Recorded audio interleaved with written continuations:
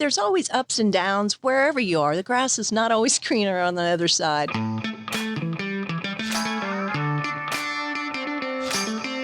Do you want a wealthy retirement without worrying about money? Welcome to Retire in Texas, where you will discover how to enjoy your faith, your family, and your freedom in the state of Texas. And now, here's your host, financial advisor, author, and all-around good Texan, Daryl Lyons.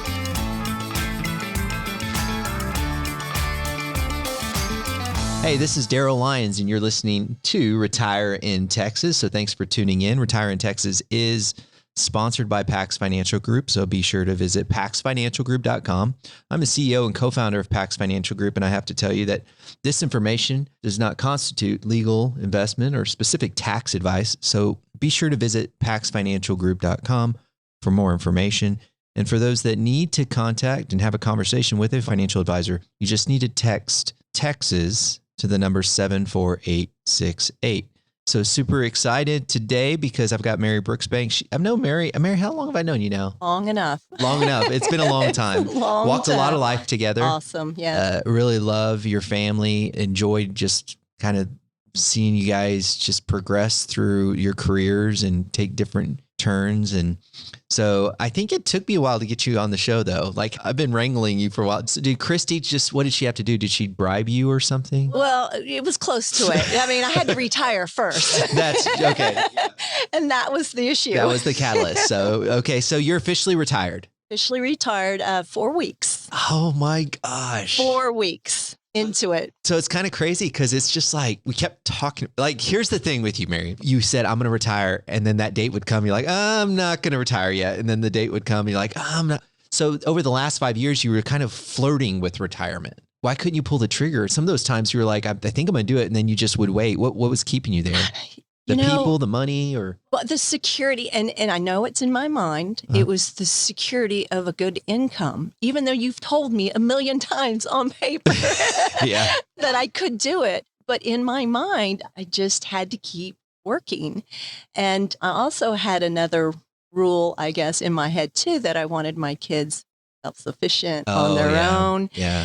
And that wasn't going on as planned. Well, you know, a lot of things don't go as planned. So you have to have some flexibility in there. So after I got over that was not going to happen. And my retirement age, coming to that big 60, I was thinking that, I need to do something and stop that. Just pull the Band-Aid off quick, because that's the only way I was going to do it, is pull that Band-Aid off quick. And it was funny because 6 months prior, I had to keep practicing saying I'm retired or I'm retiring. Oh my gosh, it took me forever until I got comfortable saying that. And then I added another 6 more months. That's interesting. I didn't know that. So tell everyone where you retired from. I retired from Johnson & Johnson company, one of their medical device companies called Ethicon. All our products are sold in the OR, sutures, Dermabond, anything to open you up in the OR and close you. So I'm sure you've had our products used on you. It's just an amazing company. Well, what's interesting about your role, and some people that know your role, it's just easy to understand, but other people that don't know your role may assume that you have a salesperson role, which you do. You have to sell. We all do. But what I think is understated is that the physician's need for your expertise to be able to accomplish that surgery successfully. And so sometimes they'll pull you in the OR, right? No, we are usually in the OR on a lot of our devices, because very critical situations where they're stapling the fundus or they're stapling a lung, or if something happens and the stapler jams, you need to walk them through it. So not only understanding the sales portion of it, you also have to understand the product and the clinical aspects of your product. And then third, to be able to talk a surgeon through using your product. So, can be very stressful, but very rewarding, and seeing what your products can do to the patient outcomes. It's just very fulfilling and educating. And education is a big part of what I love to do. Training residents on products and for surgery. Yeah, I want to touch on that a little bit more, but now I'm going to go back in time. So are you originally from San Antonio? I would say I got here as soon as I could. Some as you might know, there are the term military brat. That's what I was, a military brat. My dad was a World War II veteran. Interesting. And I was born in Germany. I was Stuttgart, Germany. Then a year later, my dad was transferred to Fort Sam Houston. Yeah. I lived on base, infantry post there at Fort Sam by the quadrangle. I know exactly where that's at. But I was too, like I really knew. That's what they told me. Yeah. And then a year later in 1964, he retired. Then we moved to Windcrest, which is a little incorporated city, northeast San Antonio, nestled in between Randolph Air Force Base and Fort Sam. It's kind of right in between, All the retired military families grew up together. Best Christmas lights in Texas. It was awesome. Yes, best Christmas lights. Everybody came to see our Christmas lights. But an amazing little So did your mom town. work? No. Once my dad retired, he was probably going, I have 5 kids. How are we going to do this? Yeah. Mom did not work. He got a job with Sears and Roebuck, downtown San Antonio in the appliance department. Oh, classic. And my mom stayed home with the kids. And so that means us. that if I'm gathering this correctly, that's middle class. Like that's not rich. 5 kids, retired military, small pension, Sears, mom doesn't work. You're not rich, right? 3 girls in one bedroom, 2 boys in another. In fact, 3 girls in one bed. One bed, not a bunk bed? No, it was full probably. I don't know. I was young. So did you do any activities, sports or anything? Yes. I was the youngest. The closest to me in age, Ann, was 4 years older than me. And then my oldest brother was 14 years older than me. But you want to emulate what your siblings are doing. So I wanted to do what my sister was doing, even though she did not want me doing what she was doing. She was swimming. And then at the age of 8, we started swimming at Fort Sam Houston. Aquabrat swim team there. Ann and I were swimming there. It was an amazing time of my life. And I love sports. I was kind of a tomboy, athletic, and loved football. Well, swimming requires a lot of people to do club. So did you do any of that club stuff? Yes. That swim team could only take me so far. And I was developing pretty quickly. And so by 6th grade, the coach at the club team, Coach Walker, he must have had a conversation with my mom telling him that he wanted us on the team. I'm not quite sure how we paid for it. Yeah, I was going to ask. Yeah. I don't know. I found out some things that they had paid for us to go to some swim meets when we went out of state and things like that. And I did not know any of this. Yeah. Did they ever sit down and talk to you about money? Did you just learn it on your own, or did you learn through observation? Observation, mostly observation. We were very conservative. Never went on vacations. We went up to Fort Sam Houston Recreational Center there at Canyon Lake. Yeah. That was our vacation. Oh, yeah. In the trailer.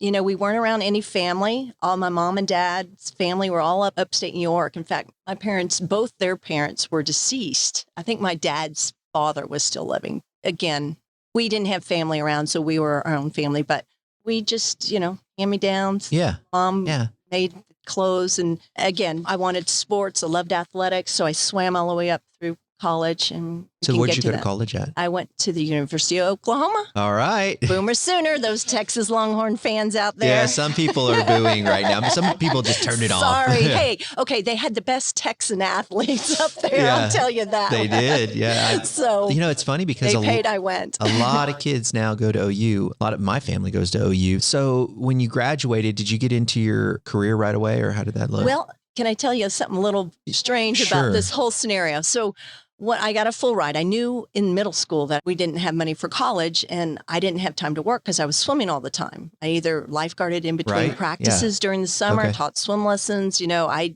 was gone from 5 a.m. till 7 p.m. That was work.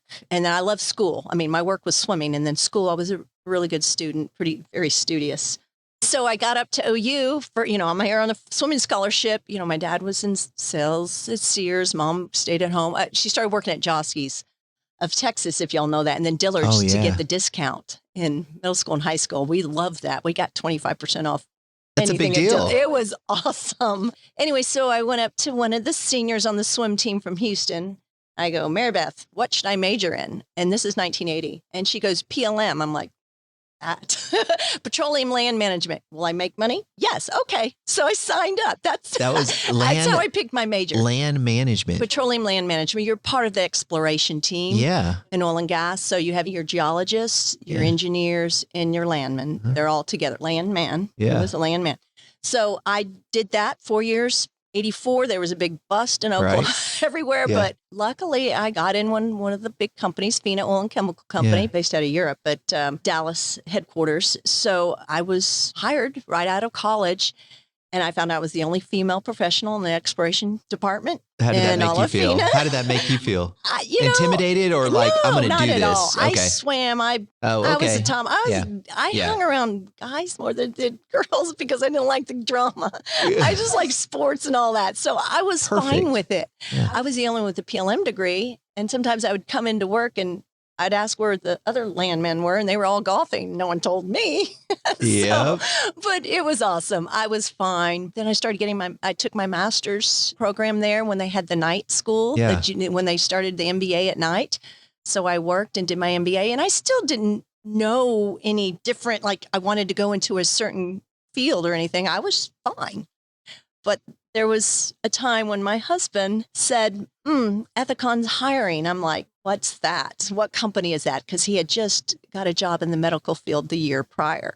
And so he had to pull me out of the office, literally, when I got off, took my hand and took me to the interview just to go check it out. Because I'm like, no, I'm a landman. I'm fine. I have my MBA. I don't know anything better than that. So that's kind of how it all instigated. And then I went through the whole interviewing process, and I actually ended up getting the job.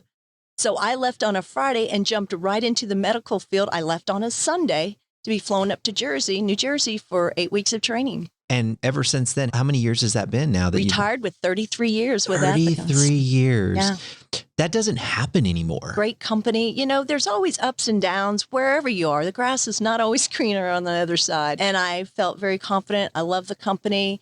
I loved what it stood for, work and family. I mean, it was awesome. And the opportunity, that's a huge reason too for the jump over. The opportunity was endless. And I'm all motivated and by challenges and, you tell me what to do and I'll get it done.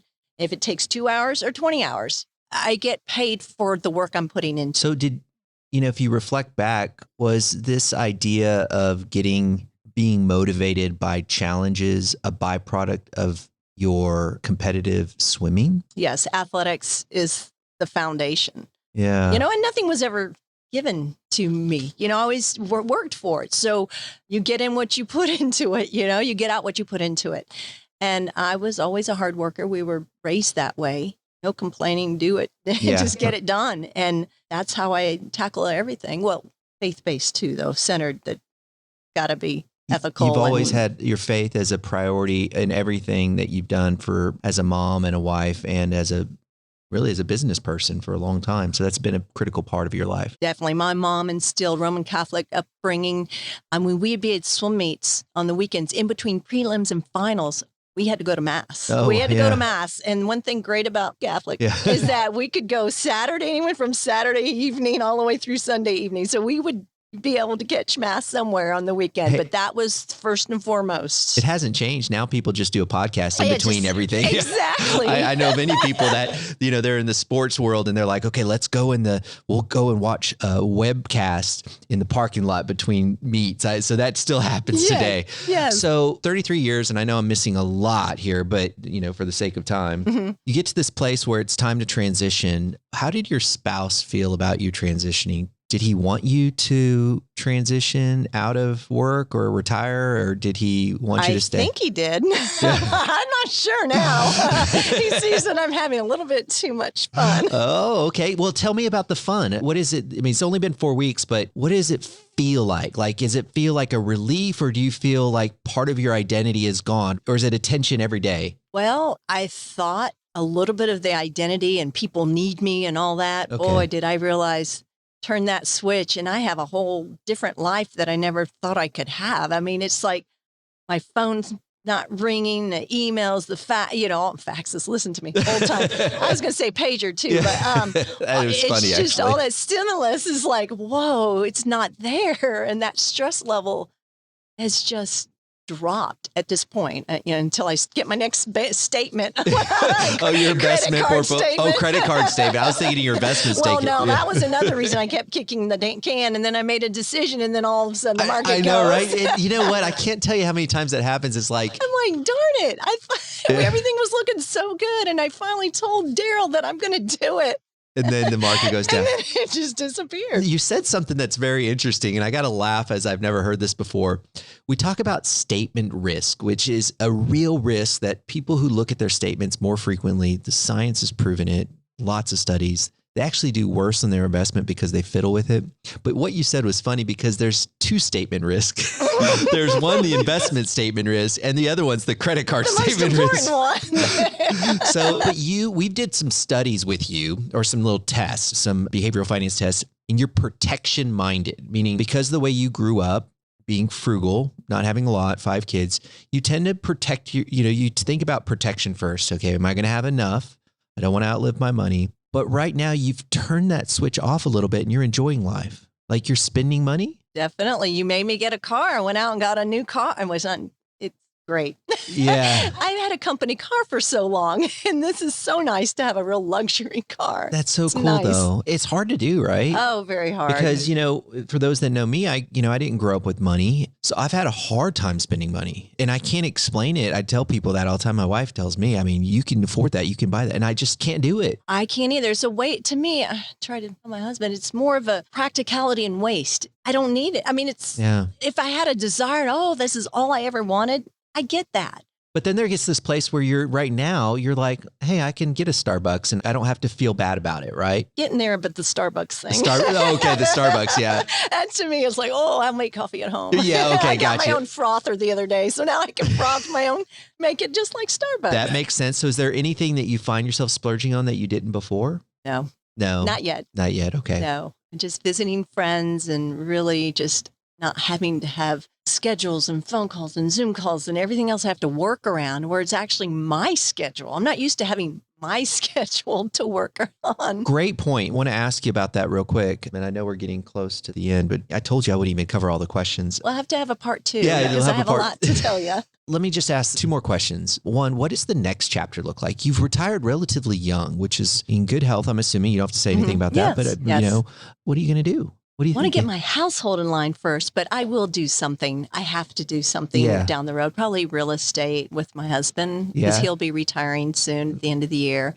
And he does that. Ranch sales? Any or type. residential? He'll do ranches and lake houses. Yeah. He'll do what for friends and family. He doesn't really promote right now because he's got the other job. Don't tell anybody. But anyway, something, I think it might be real estate, but you'll do something. Yeah, it'd be fun to work with him on that. Yeah. And then going back to your faith, any nonprofit work with the church, or what are you thinking there? I'm already starting getting calls. I've been telling everybody I'm available. Granted, we have a couple of trips lined up towards the end. We've got several. We leave again on Friday for a week, but I've already told them, my friends that are involved, a lot.